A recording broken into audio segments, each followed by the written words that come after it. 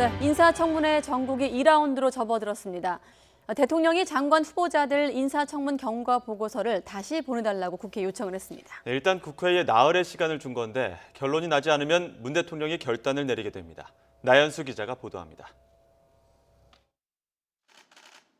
공은 다시 국회로 넘어갔습니다. 문재인 대통령이 임혜숙 과학기술정보통신부, 박준영 해양수산부, 노형욱 국토교통부 장관 후보자에 대한 인사청문 경과 보고서를 오는 14일까지 보내달라고 다시 요청했습니다.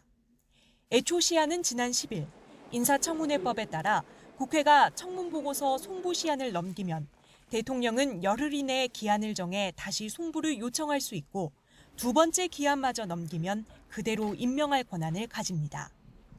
문 대통령은 취임 4주년 특별연설 후 질의응답에서 야당이 반대한다고 해서 인사검증 실패라고 생각하진 않는다고 밝혔습니다.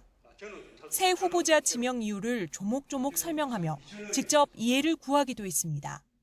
이번에 후보자들도 각각 청와대가 그분들을 발탁하게 된 이유, 그리고 또 그분들에게 기대하는 능력이 있습니다. 무한주기식 청문회로는 좋은 인재를 발탁할 수 없다고까지 항변한 만큼 사실상 임명 강행에 무게를 둔 것 아니냐는 분석이 나옵니다. 최대 열흘인 송부 기한을 나흘로 비교적 짧게 준 것도 이런 해석에 힘을 싣습니다.